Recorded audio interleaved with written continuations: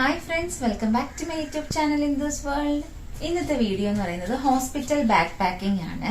അപ്പം എന്തായാലും എനിക്ക് 34 വീക്സ് ആകുന്നു. 34 വീക്സ് ആകുന്നു. 34 വീക്സ് ആകുന്നു. അപ്പം ഇനി എന്തായാലും പാക്ക് ചെയ്യാതിരുന്നാൽ ശരിയാവില്ല. അപ്പൂട്ടന്റെ സമയത്ത് ശരിക്കും പറഞ്ഞു കഴിഞ്ഞാൽ ഞാൻ ഇങ്ങനെ പാക്ക് ഒന്നും ചെയ്തിരുന്നില്ല. പെട്ടെന്ന് എമർജൻസി ആയിട്ട് ഹോസ്പിറ്റലിൽ പോയി ഡെലിവറി ആയിരുന്നു. 34 വീക്സും 5 ഡേയ്സും ഉള്ള സമയത്താണ്. അപ്പൊ ഇപ്പോഴേ ഒന്ന് പാക്ക് ചെയ്ത് വെക്കാം. ചെറിയ ചെറിയ അസ്വസ്ഥതകളൊക്കെ തുടങ്ങിയത് കൊണ്ട് ഇനിയും പാക്ക് ചെയ്തില്ലെങ്കിൽ പണിയാകുമെന്ന് തോന്നുന്നത് കൊണ്ട് അപ്പൊ ഇന്ന് പാക്ക് ചെയ്യാണ്. ഇന്നലെയാണെങ്കിൽ നല്ല വേറെ വേദന മാറിയതൊക്കെ. അപ്പം നമുക്ക് പാക്ക് ചെയ്യാം. അപ്പൊ ആദ്യമായിട്ട് നമ്മൾ പാക്ക് ചെയ്ത് വെക്കുന്നത് ഈ കോറ തുണി എന്നൊക്കെ പറയില്ലേ. അപ്പൊ നമ്മൾ പഴയ മുണ്ടൊക്കെ എടുത്ത് അലക്കി അങ്ങനെയാണ് ഉപയോഗിക്കുന്നത്. അമ്മയ്ക്കും കുഞ്ഞിനും ഒക്കെ ഒരുപോലെ ആവശ്യമുണ്ട്. കാരണം കുഞ്ഞുങ്ങൾക്ക് ആവശ്യം വരുന്നത് എങ്ങനെയാണെന്ന് വെച്ച് കഴിഞ്ഞാൽ ആദ്യത്തെ ടൈമില് കുഞ്ഞുങ്ങൾ എത്ര തവണ യൂറിനേറ്റ് ചെയ്യുന്നൊക്കെ അറിയണമെങ്കിൽ നമ്മൾ പാമ്പറൊക്കെ ഇട്ട് കൊടുത്തു കഴിഞ്ഞാൽ നമുക്കത് അറിയാൻ പറ്റത്തില്ല. അപ്പം നമുക്ക് യൂറിനേഷനും കാര്യങ്ങളൊക്കെ അറിയണമെങ്കിൽ നമ്മളിങ്ങനെ മുണ്ട് തന്നെയാണ് യൂസ് ചെയ്യുന്നത്. അപ്പോഴും അങ്ങനെ തന്നെയായിരുന്നു യൂസ് ചെയ്തത്. അപ്പോഴും ഞാൻ 2 മുണ്ടാണ് കഴുകി കൊണ്ടുപോയത്.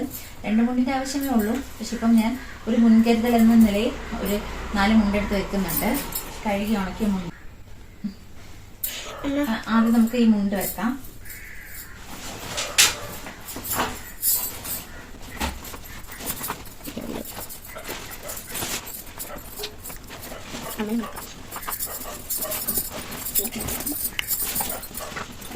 ഇത് എനിക്കുള്ള ഡ്രസ്സാണ് പാക്ക് ചെയ്യുന്നത്.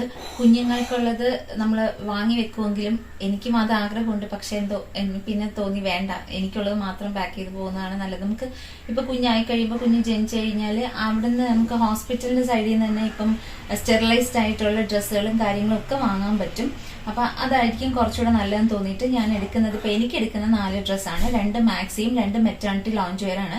മെറ്റേണിറ്റി ലോഞ്ച് വെയർ എന്ന് പറയുമ്പോൾ അറിയാം, നമുക്ക് ഫീഡിങ് ഫ്രണ്ട്ലി ആയിട്ടുള്ള ഇങ്ങനെ സിപ്ലെസ് ആയിട്ടുള്ള ഓപ്പൺ വരുന്ന ലോഞ്ച് വെയർ ആണ്. അത് ലോഞ്ച് വെയർ എന്ന് വെച്ചാൽ നമുക്ക് ഭയങ്കര സോഫ്റ്റ് ആയിട്ട് നമുക്ക് ഭയങ്കര കംഫർട്ടബിൾ ആയിട്ട് ഇടാൻ പറ്റും. നമുക്ക് പ്രഗ്നൻസി ടൈമിലും അത് കുറച്ചൊരു കംഫർട്ടബിൾ ആണ്. ഞാൻ ശരിക്കും പറഞ്ഞാൽ മാക്സിയോ അങ്ങനെ ഒന്നും യൂസ് ചെയ്യുന്ന ഒരാളെ അല്ലായിരുന്നു. പക്ഷെ ഈ പ്രഗ്നൻസി ടൈമിൽ എനിക്ക് അങ്ങനത്തെ എന്താണ് ഡ്രസ്സാണ് കുറച്ചൊരു കംഫർട്ടബിൾ ആയിട്ട് ഫീൽ ചെയ്യുന്നത്. അപ്പം അങ്ങനെ 2 ഡ്രസ്സും പിന്നെ 2 മാക്സിയാണ്. അപ്പൊ ഇത് ഒരു മെറ്റേണിറ്റി ലോഞ്ച് വെയർ ആണ്. അടുത്തത് 2 ഞാൻ ഓൺലൈനായിട്ട് പർച്ചേസ് ചെയ്തതാണ് കേട്ടോ. അതിന്റെ പേജ് ഞാൻ കൊടുത്തേക്കാം, ഇപ്പൊ മറന്നുപോയി. ഇത് 2 മാക്സിയാണ്.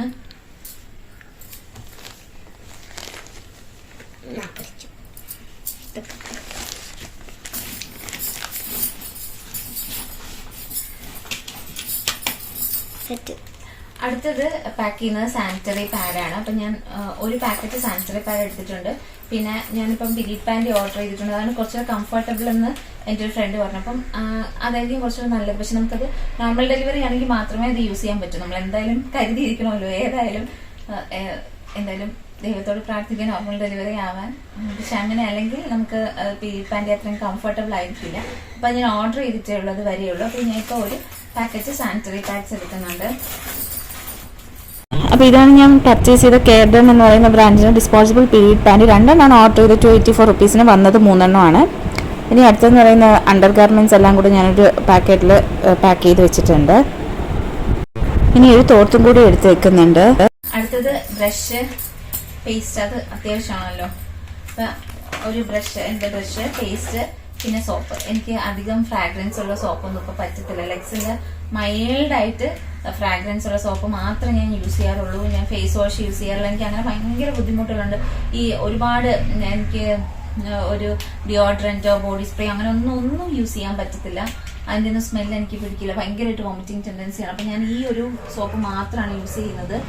ഇതിന് അധികം ഭയങ്കര ഒരു ഫ്രാഗ്രൻസ് ഇല്ല, മൈൽഡ് ഫ്രാഗ്രൻസ് ആണ്. അപ്പൊ ഈ സോപ്പ്, അപ്പൊ ഞാൻ ഒരു സോപ്പ് എടുത്തിട്ടുണ്ട് കുളിക്കാനായിട്ട്. ഇനി അടുത്ത ഫ്ലാസ്ക് ആണ്. നമുക്കിത് ചായ കൊണ്ടുപോകാനായിട്ട് ഫ്ലാസ്ക് ചായ വാങ്ങാനായിട്ട് ഫ്ലാസ്ക് എടുക്കുന്നുണ്ട്. പിന്നെ ഇതുപോലൊരു ഫ്ലാസ്കും കൂടി എടുക്കും. കാരണം നമുക്ക് ഹോസ്പിറ്റലിൽ പോകുമ്പം ചായ, വെള്ളം ഇതൊക്കെ ആവശ്യമാണല്ലോ. ചൂട് നിൽക്കുന്ന ഫ്ലാസ്ക് ആണ് എടുക്കുന്നത്. എനിക്ക് ശരിക്കും പറഞ്ഞാൽ പ്രഗ്നൻസിയുടെ ഫസ്റ്റ് ടൈമിൽ ചൂടുവെള്ളം മാത്രമേ കുടിക്കാൻ പറ്റത്തുള്ളായിരുന്നു. ഇപ്പൊ ഇങ്ങോട്ട് എനിക്ക് ചൂടുവെള്ളമേ കുടിക്കാൻ പറ്റത്തില്ല. നല്ല തണുത്ത വെള്ളമേ കുടിക്കാൻ പറ്റത്തുള്ളൂ. പിന്നെ ഒന്നും ഇപ്പൊ 13 അങ്ങനെ ഒന്നും ഇട്ട വെള്ളം ഒന്നും കുടിക്കാൻ പറ്റില്ല. ജസ്റ്റ് തിളപ്പിച്ച വെള്ളം മാത്രമേ കുടിക്കാൻ പറ്റത്തുള്ളൂ. വേറെ ഒന്നും എനിക്ക് ഭയങ്കര വോമിറ്റിംഗ് ടെൻഡൻസിയാണ്. അങ്ങനെയുള്ള കാര്യങ്ങളിലൊക്കെ ഭയങ്കര ബുദ്ധിമുട്ടുകളാണ്. അപ്പൻ്റെ സമയത്തൊന്നും എനിക്ക് അങ്ങനത്തെ ബുദ്ധിമുട്ടുകളൊന്നും ഉണ്ടായിരുന്നില്ല. ഇതെടുത്തു. ഇനി ഇതിൽ വരുന്നത് ഫയല് വരും, ഹോസ്പിറ്റൽ ഫയല്, ഹോസ്പിറ്റൽ റെക്കോർഡ്സിന്റെ കാര്യം. അത് പിന്നെ ഞാൻ എടുത്തു വെക്കാത്തത്, എനിക്ക് ഇനി ചെക്കപ്പ് ഉണ്ട്. അപ്പൊ ചെക്കപ്പിന് എന്തായാലും ഇനി 8th എനിക്ക് ചെക്കപ്പ് ഉണ്ട്. അപ്പം അപ്പോഴത്തേക്കും എടുത്തു വെച്ചാൽ ഞാൻ ഇതിൽ തന്നെ എടുക്കണം. അപ്പൊ അതും കൂടെ ഞാൻ പാക്ക് ചെയ്യും. അപ്പൊ ഇതൊക്കെയാണ് ഞാൻ എന്റെ ഹോസ്പിറ്റൽ ബാഗിൽ പാക്ക് ചെയ്തേക്കുന്നത്. അത്രയ്ക്ക് അത്യാവശ്യമായിട്ടുള്ള കാര്യങ്ങൾ മാത്രമേ ഞാൻ എടുത്തിട്ടുള്ളൂ. കൂടുതലായിട്ടൊന്നും വലിച്ചു വാരി ഒന്നും ഞാൻ കൊണ്ടുപോകാൻ ആലോചിക്കുന്നില്ല. കാരണം എനിക്ക് കംഫർട്ടബിൾ ആയിട്ട് ആ സമയത്ത് എന്തൊക്കെ ആവശ്യമായിട്ട് വരുന്നു അത്രയും കാര്യങ്ങൾ മാത്രമേ ഞാൻ പാക്ക് ചെയ്തിട്ടുള്ളൂ. ഇതൊരു ഇൻഫോർമേറ്റീവ് വീഡിയോ ആണെന്ന് ഞാൻ വിചാരിക്കുന്നു. അപ്പൊ എന്റെ ചാനൽ ആദ്യമായിട്ട് ആരെങ്കിലും കാണുന്നുണ്ടെങ്കിൽ സബ്സ്ക്രൈബ് ചെയ്യാൻ മറക്കരുത്. നിങ്ങൾക്ക് ഈ വീഡിയോ ഇഷ്ടമായി തീർച്ചയായിട്ടും നിങ്ങൾ ലൈക്ക് ചെയ്യണം, ഷെയർ ചെയ്യണം. പിന്നെ നിങ്ങളുടെ അഭിപ്രായങ്ങളെല്ലാം എന്നെ കമന്റിലൂടെ അറിയിക്കുകയും വേണം. അപ്പൊ അടുത്തൊരു വീഡിയോയിലൂടെ കാണുന്നവരെ